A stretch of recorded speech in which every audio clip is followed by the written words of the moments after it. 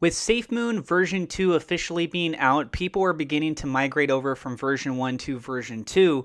However, there's still some very, very big wallets that have yet to actually migrate over. And so we have some theories going around. I think it's pretty obvious that we shouldn't rely on just one specific reason why somebody has moved over. But let me cover a couple of the different reasons. Before I go any further, I want to say a special shout out thank you to our Patreon supporters and a double shout out thank you to Rem AG, Xavier Zamora, and Victor. If you'd like to join up on that, just FYI, I do YouTube full time. This definitely helps me out. You can be up on that board for as little as $1 a month. It's a great deal. There's a link in the description. Also, FYI, I am not a financial advisor. This is not financial advice. Everything I'm sharing is my own opinions, my own research, and I highly encourage you to do your own research.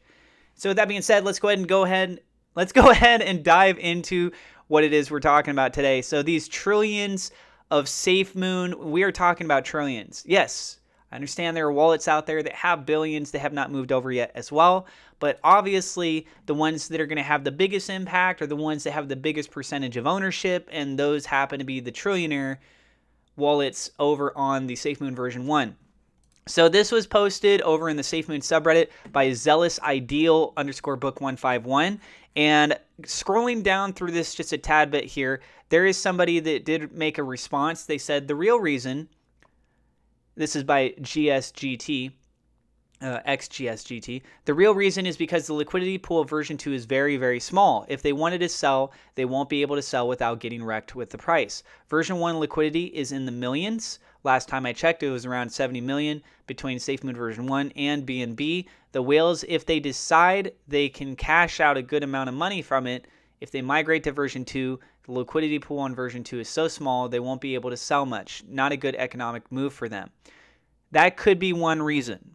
Another reason is they could just not realize that SafeMoon version 2 is out. And yeah, I understand you guys might be thinking, what? How could they not realize that? These people that have the trillions, they got over $1 million. And look, going all the way down to the 1 trillion 31 billion, that's $1.6 million. Even this one that has 877 billion SafeMoon, they're at 1.3 million.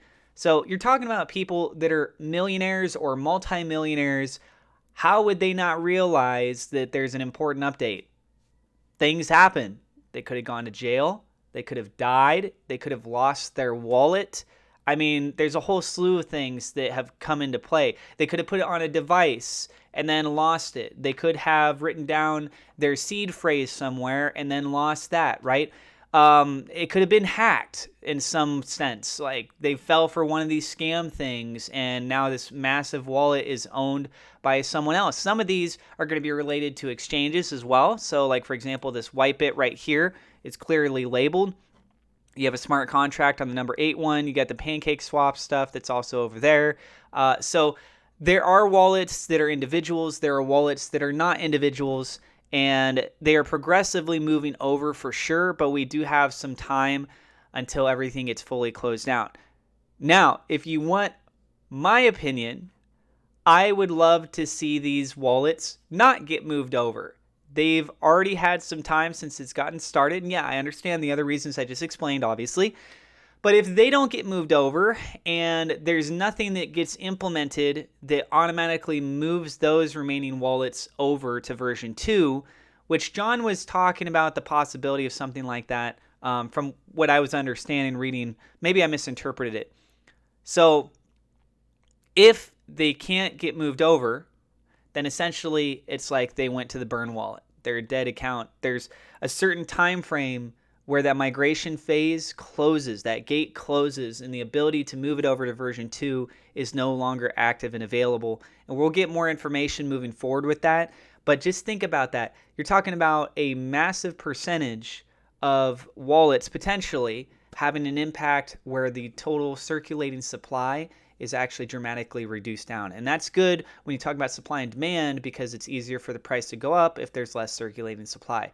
So if you haven't moved over yet, you're taking it at your own risk, just FYI. This is not financial advice. And just to finish up, I do have referral links in the description. I really want to highlight Webull. if you guys are thinking about getting involved in either stocks, or they do have some support for a couple cryptocurrencies. They have a promotion right now, and if you go check out the details on that, I think it works both ways. So my understanding is instead of one free stock that you could get up to 6. Okay, I know it's on my end for the affiliate side, but when you sign up, I think you might be getting the same thing, or after you fully signed up, then you just share your link with someone else and it's the same thing. I didn't have to go through any extra hoops. There's nothing special of how I got that, but it's a good ability to get some extra cash, especially during the holiday seasons right now. They're really trying to drive up their user base, so you can look in the description for that. I do have other affiliate stuff you can check out too. And if you're new to the channel, don't forget to hit subscribe, hit the thumbs up like button. It does help us out with the YouTube search algorithm. Click the bell icon so you know whenever we have a new video, and I will see you in the next episode.